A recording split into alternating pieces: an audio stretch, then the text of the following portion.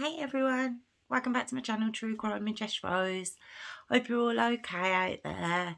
I'm back. Been away for a little while. Summer holidays, was just doing some things with the family. And also, I had come across a story. There's a podcast that I listen to. It's called Leader One Studios on YouTube, and he's amazing. The guy who does the channel, I don't know his actual real name, which is terrible because I'm pretty sure he does say, but the detail and the research that goes into his stories. I'm really not selling myself very well here at all, am I? But he's next level. He I don't know where he finds half of his information, to be honest.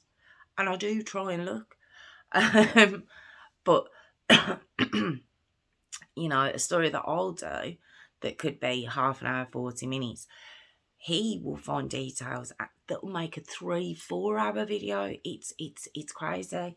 And anyway, whilst listening to his podcast for a few weeks ago, I came across and listened to a story that he'd done very similar to the Cherish Periwinkle case that I'd done a while ago, about an 8-year-old little girl, and they're always very hard to listen to.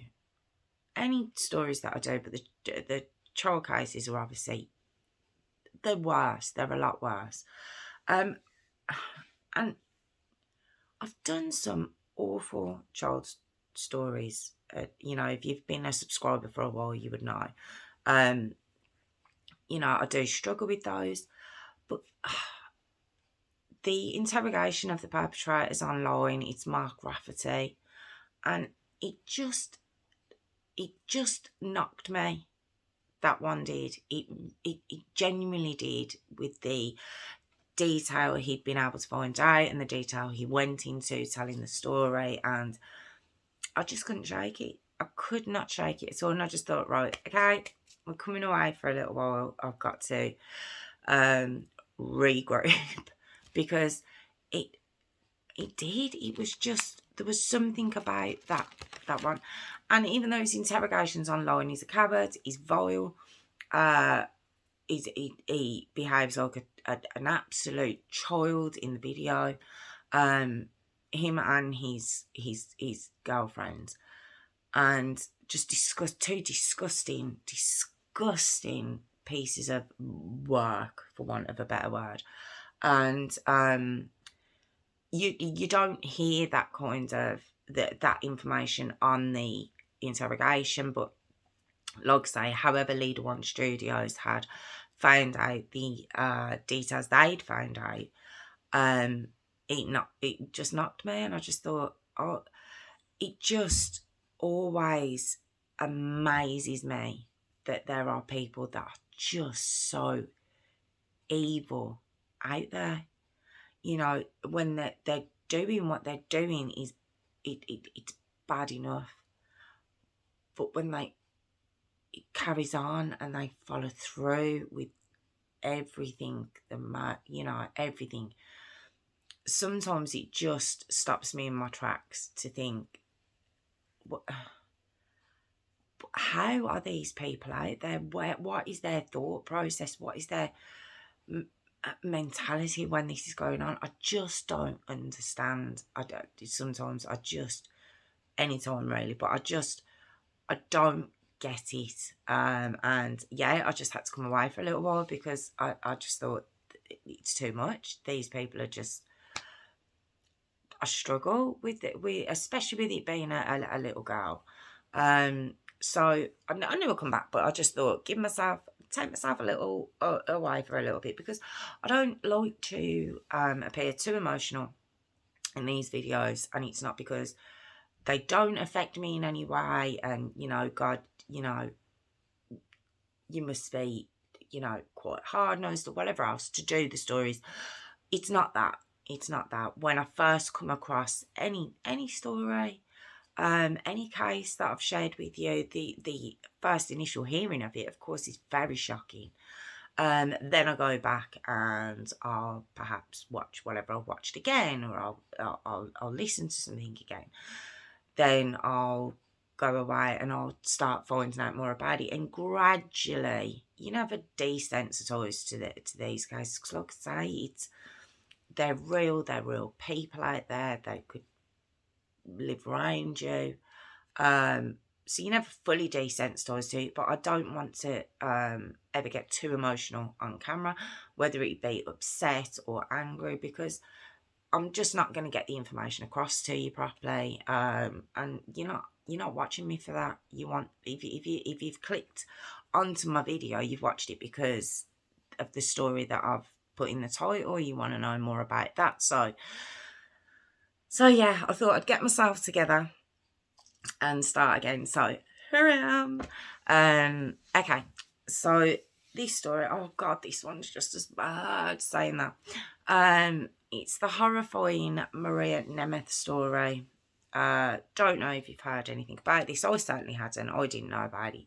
And it just came up one day, and I seen it, and I thought, what's this? And oh god, ended up down a rabbit hole. So here I am back at the rabbit hole to share with you. Okay, Maria Nemeth. At the time of when what I'm about to tell you happened, Maria was 31. Now, Maria had been married. Beautiful girl. She'd been married for 8 years. And only little, very petite. And when Maria was 31, she met Fidel Lopez in a club. She was just out on a night out, and bumped into this. He's a good-looking lad. He's actually got a twin. Fidel has a fraternal twin, but I don't know much about him at all. I know Fidel is a mechanic. Trying to find back history on either of these two really was quite hard. I don't know why. I don't know if I'm not looking in the right places. Later on, studios will probably come out with the going right back to their grandparents.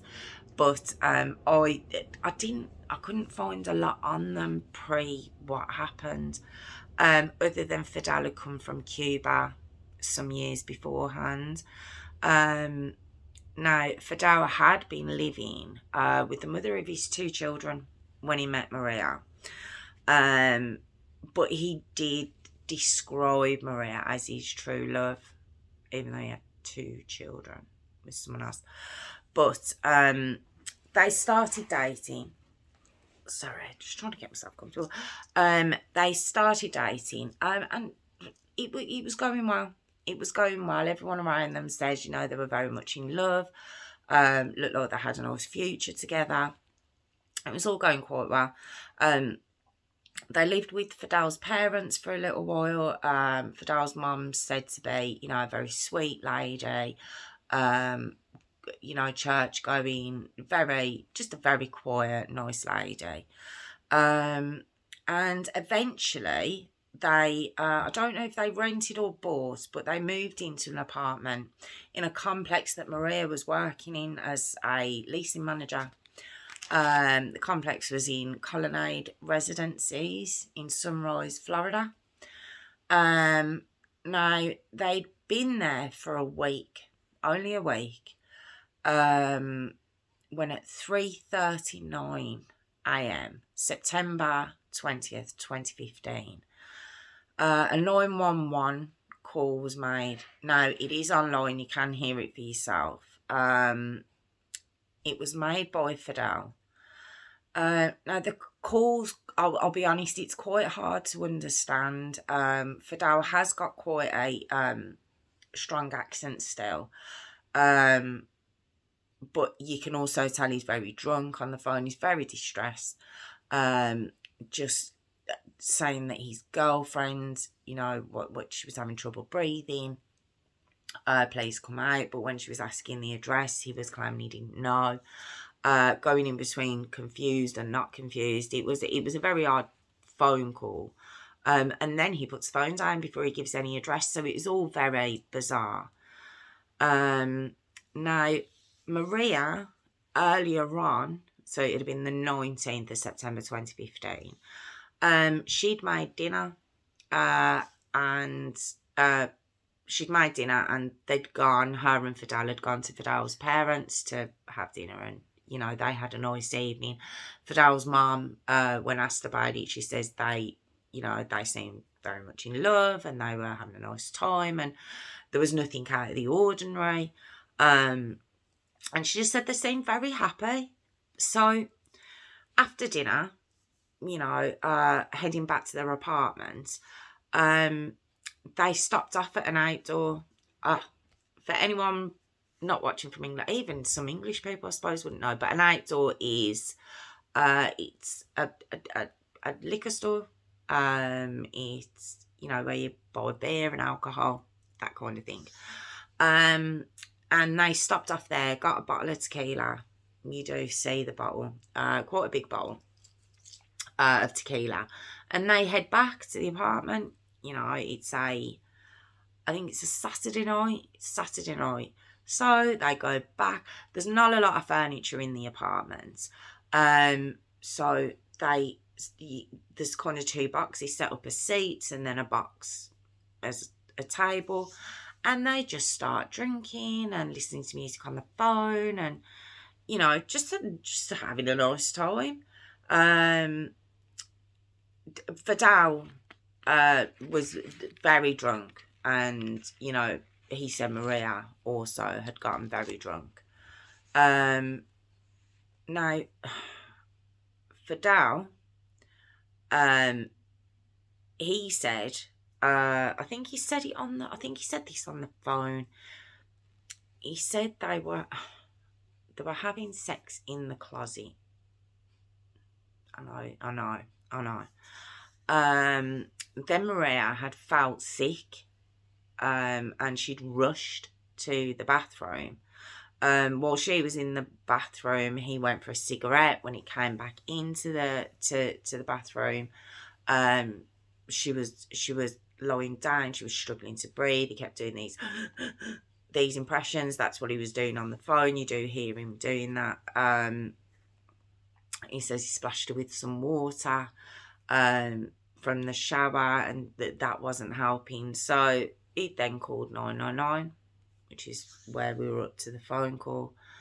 So it's all very cryptic, you know. It doesn't make a lot of sense.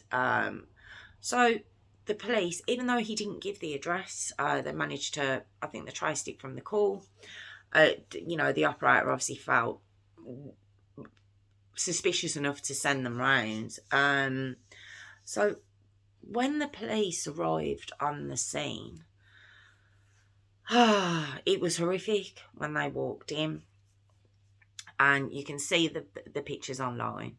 And it looks like it would have been a lovely apartment, to be honest. But the patio window was smashed and on the floor.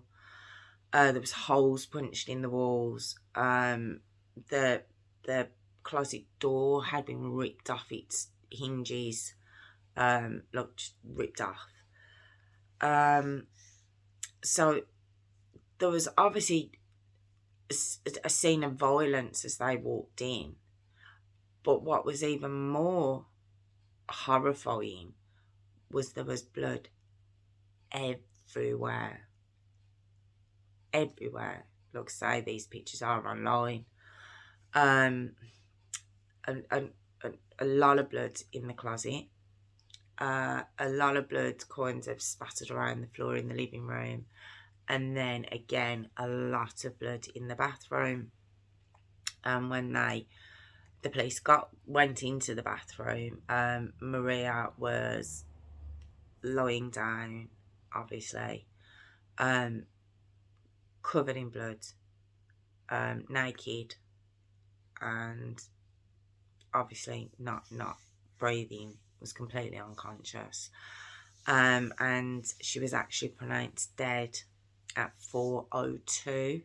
Remember, he only phoned 999 at 3:39. And she was pronounced dead at 4:02 a.m.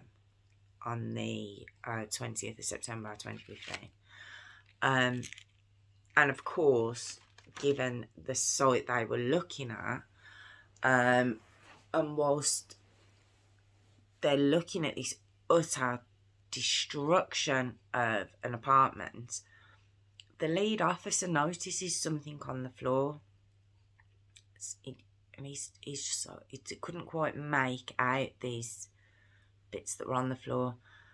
And he started to realise, it started to dawn on him that it was tissue, human tissue, chunks of it on the floor, in the closet. Yeah, it's just awful. So, of course, Fidal's arrested and brought down to the police station for questioning. Are you arrested when you're brought down, or you just brought? I think he was just brought down for questioning. I don't think he was arrested. He was just brought down for questioning. I think. So while Fidal's brought for questioning, obviously a few police officers go around the apartment, at the apartment complex, to see if anyone heard anything. And yes, they did. Several of them.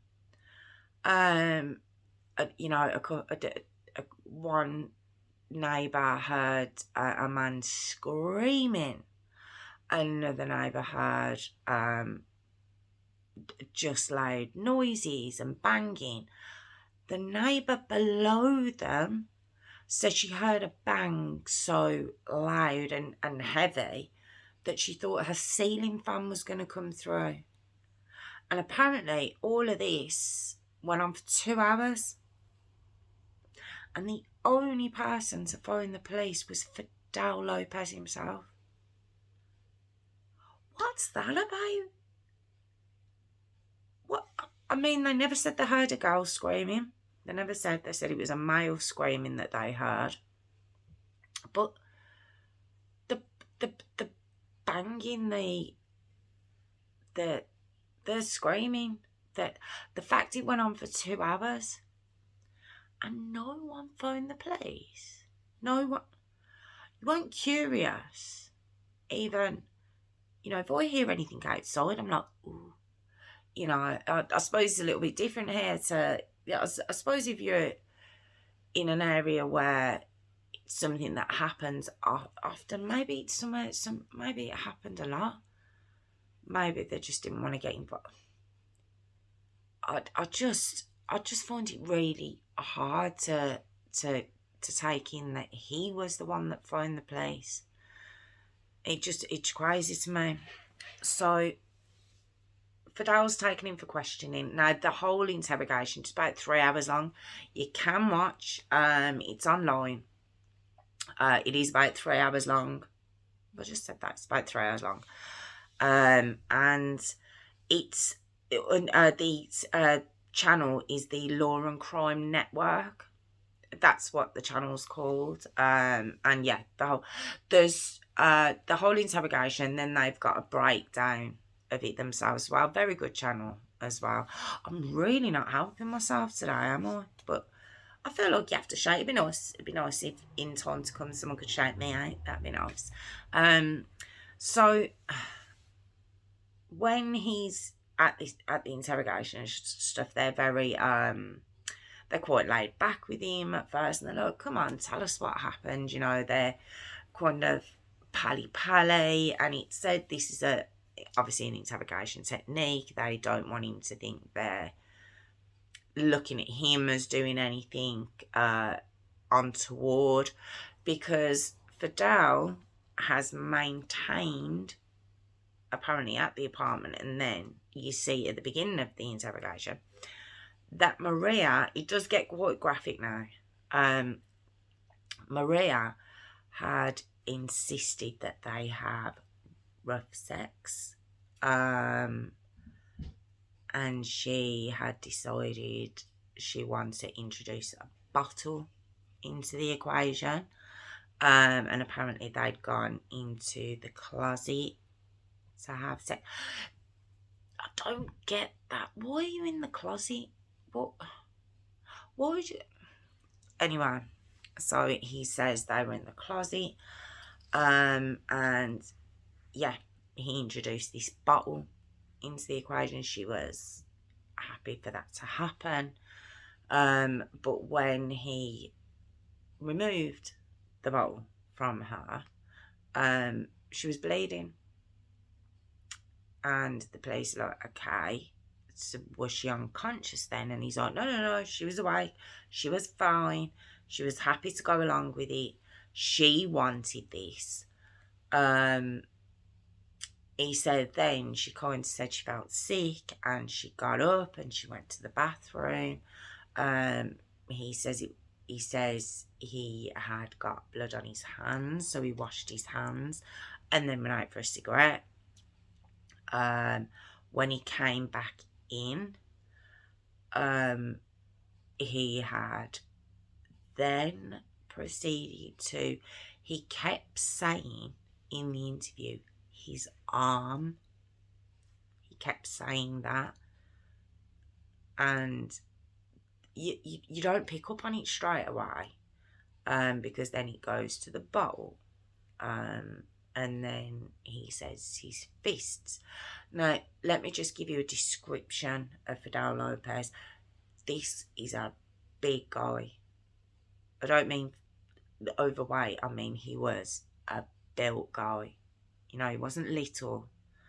And Maria, she's little. She's a petite girl. And he says he was using his fists because that's what she wanted. And she was encouraging it, even though she was bleeding. And the police are like, what? This can't. Then, as he's talking, he was like, but I love her and I wouldn't have hurt her, and she wanted me to use my arm. And he says arm again. And they're like, stop. You're on about your arm. And he's like, yeah. She wanted me to. She asked me to. And they're like, what? You know, you can see that, okay. So they stop for a second and they allow him to go for a cigarette. And when they come back in, he's been doodling on a pad, and apparently it's kind of an interrogation technique where they leave a pen and pad around and, you know, come back in, and sometimes you might have someone writing, I don't know, sorry or love or something that could give an insight into how they're feeling at that time. But Fidel was drawing a picture of a car. So, you know, definitely felt bad. I've got to stop my sarcasm because sometimes you can't tell it's sarcasm, but that's what that was.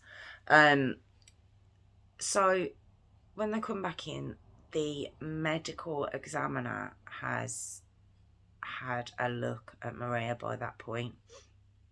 And they come back in and they kind of, you see the tone change a little bit.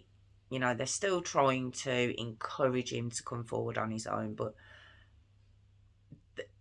you do see a change. And, you know, they're like, look, when the medical examiner has looked at Maria, some of her insides aren't there. And he's like, what do you mean? He's like, her intestines, parts of her intestines aren't there. They're not there. And he's like, no. And he's like, look, did you, when you were doing what you were doing, did you pull anything out? I'm sorry. It's an awful story. But he was saying no at first, and I'm like, but you said she was bleeding. He was like, she was bleeding, but she was conscious, she was awake, she wanted this to happen. And they're like, there's no way that your girlfriend was conscious through any of this. There's no way. Not what we've just heard. The medical examiners backed that up there's no way, given the destruction of this girl's body, was she awake when this was going on. And he's like, yeah, it's still, he continues for a very long time, you know, down this same road. They drank, they'd started to get a bit frisky, they'd had a bit of an argument. He you know, doesn't remember how the room got smashed up though. She'd felt sick. She'd run into the bathroom. He went for a cigarette. No, she went into the bathroom. They'd continued to do stuff. He went for a cigarette, come back, and she wasn't breathing. Oh, she was struggling to breathe. So he's still kind of chugging along these lines, and they're like, that didn't happen. That couldn't have happened. It's impossible that happened. He's like, no, she was awake. So basically the problem the police have got is, how did she get from the closet to the bathroom? Now, in Fidel's version of events, she walked there. She felt sick. She went to the bathroom. When what was found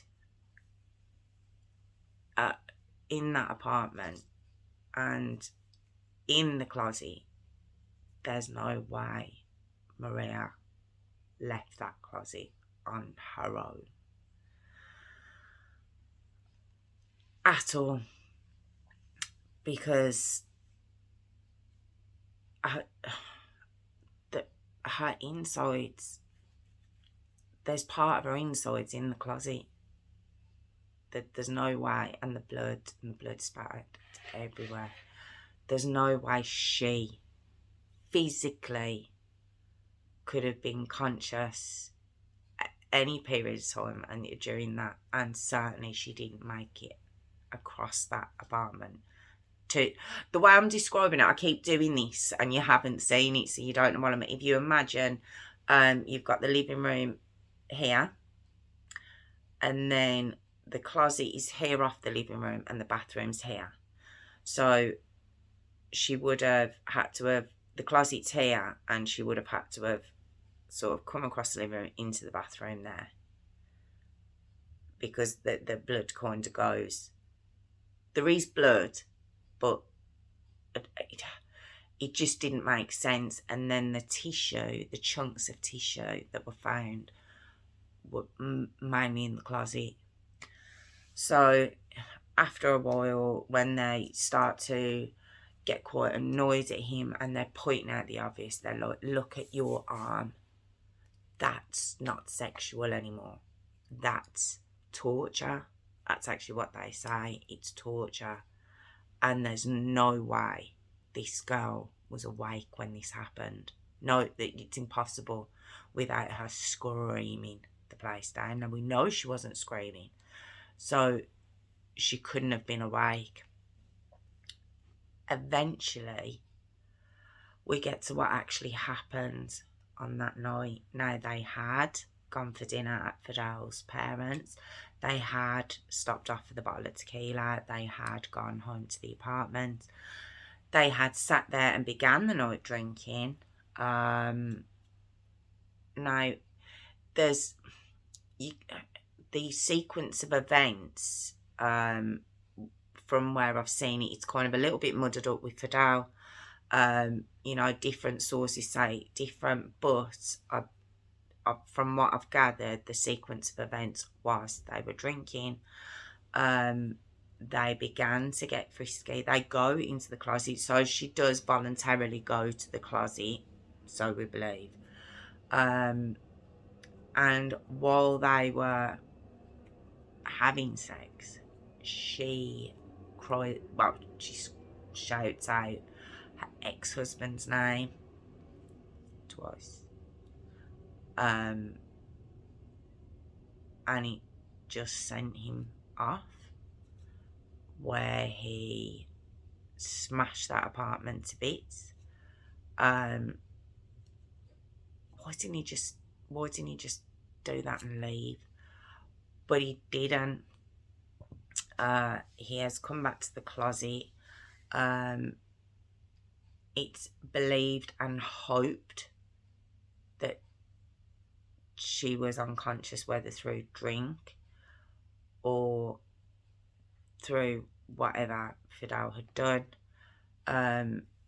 because there was, the medical examiner did notice a blunt force trauma to the back of her head, but it is believed she was unconscious, hopefully through the majority of what I'm about to tell you. But when he came back to the closet, he then he was punching her in her, obviously, southern regions, but both of them. I don't know how much I can say on YouTube, but her vagina and her anus. They said the destruction of Maria's parts were unrecognisable and almost as just one. It said he had been, like I say, punching. He used the bottle, which he'd obviously said originally. He also used, now prepare yourself for this one, and I don't know whether it is on or not, but a hair straightener. Hair straighteners, a flat iron. Like I say, I don't know if it is on or not. It's just crazy. He was, and then he'd actually then had normal sex with her, which is, I don't know, even more bizarre. And then he reached up his whole arm into her vagina and her anus and was pulling chunks of her out.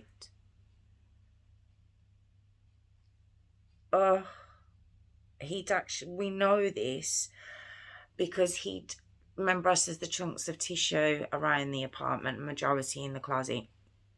There was a bag found that contained some of her intestines that he'd pulled out, and before the police got there, he'd put them into a bag to try and hide them.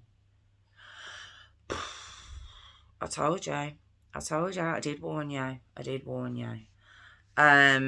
Now, Fidel was charged and pled guilty to first-degree murder and sexual battery, and he pled guilty to avoid the death penalty.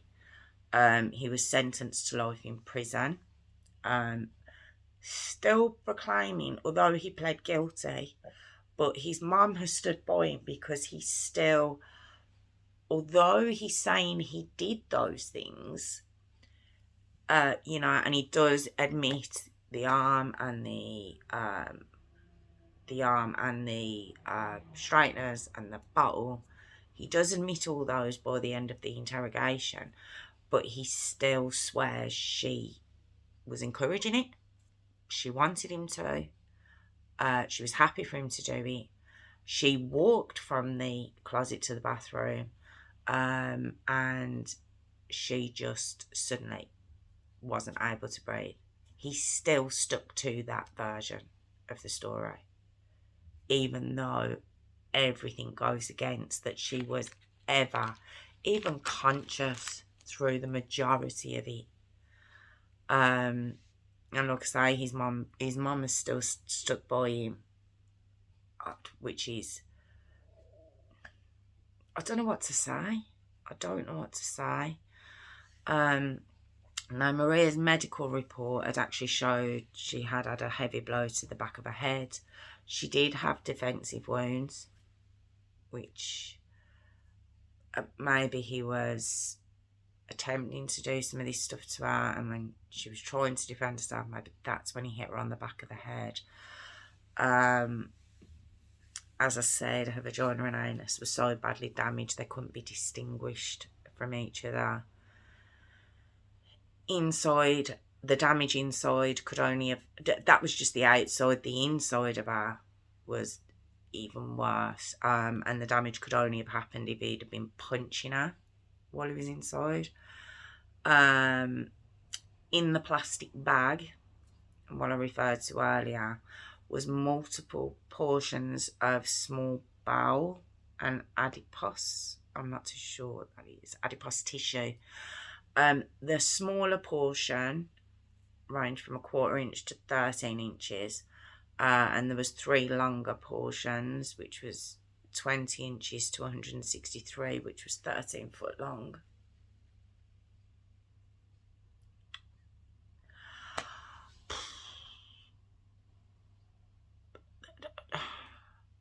What do we share this earth with? What do we share this earth with? And you might think, because he was so young, was it one-off? Was it the jealousy? Did a red mist descend? And he genuinely couldn't remember, because he says that these alcohol blackouts can happen, and people have genuinely hurt other people and not remembered. Apparently, is a medical thing. But an ex-girlfriend had come forward from that he'd gone out with in high school, and she'd said he had been very angry and controlling as a boyfriend.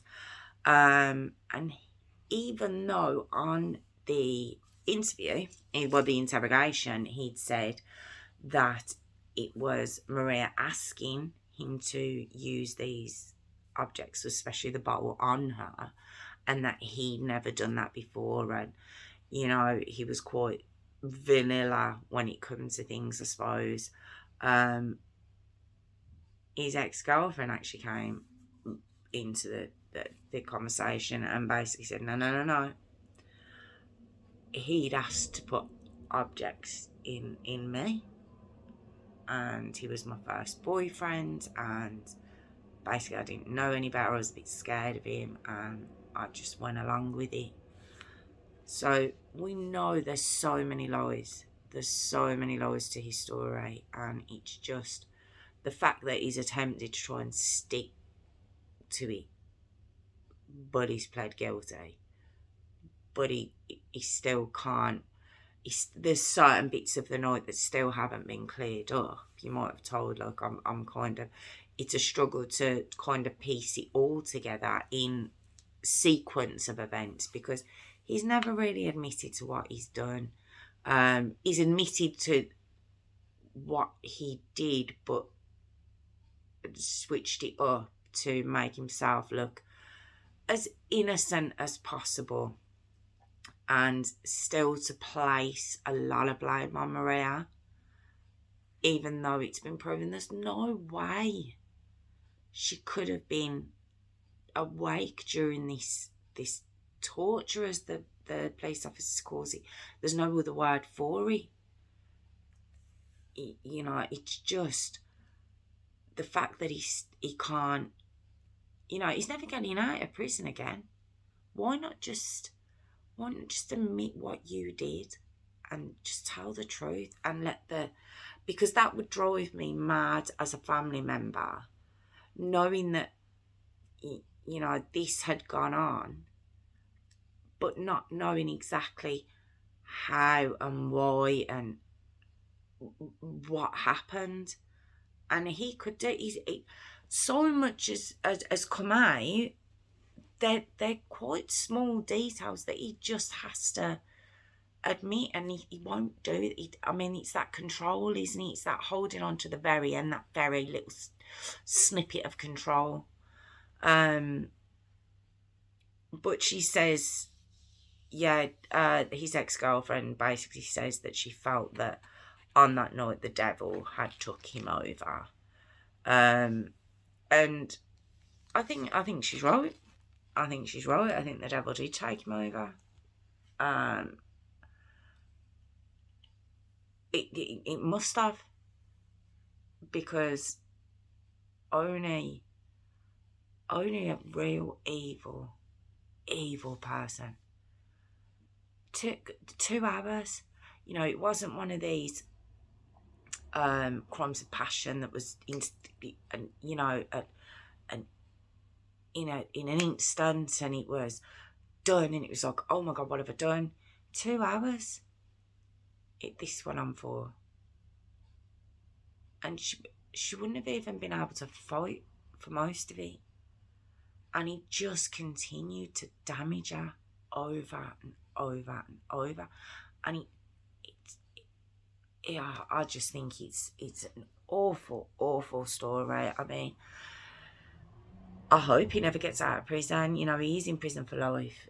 This man should never get out of prison, because to be capable of that, and then to genuinely just lie. And I don't remember. I could remember insignificant details, like that they were sat there drinking and what music they had on the iPod and sections, but the bits that are missing that would really showcase just how bad he is, he conveniently forgot those. He conveniently forgot that, you know, he won't admit that he dragged or carried her, or, you know, it's one of the two, isn't he, into the bathroom. He doesn't want to admit that for some reason. You know, he doesn't want to admit that she was unconscious for the majority of it. There's a lot. He doesn't want to admit that he actually pulled out of her, you know, half of her insides. Even though we know that's what happened, I don't remember. I can't remember. And I just think, and by not admitting to those, he can stick to his story of she was awake and it was her idea and she's asked for this. And I do believe that in the interrogation, when he says she said his name twice, I do believe, or I don't believe rather, that he meant to say it. If you watch the interrogation, I don't think he meant to say it. I think how the police were interrogating him, and they were very clever the way they did it, they were very calm. I think when it came out of his mouth, I don't think he meant to say it. So, you know, it was done, because there you go. There's that but there's the trigger. Even though it shouldn't have been it could have been a trigger for him to get up and walk out. Absolutely. You know, you're right in the middle of being intimate, and then the person you're with says their ex's name twice. Well, we've got his word for that, whether she said it twice or not. But I do believe she did say it, because of how it seemed he slipped up when he admitted to it. All he had to do, even if he did what he did to the apartment, he could have just left then. But to do what he did to her, while she was alive, she certainly couldn't have been conscious, but she was alive. Someone he said he loved. He'd been with her a year. They hadn't even just met. There's so many questions to it, but yeah, he's off the streets anyway. And that was the Horrifying Maria Nemeth Story. He ripped her intestines from where? That was what got me. But I did tell you, I didn't warn you at the beginning. So thank you for joining me. I really appreciate it. If you've got any comments, pop them in. Or if you'd like to subscribe, and thank you to my new subscribers, and thumbs up would be great as well. And I will see you all very soon. Thank you for joining me. Take care.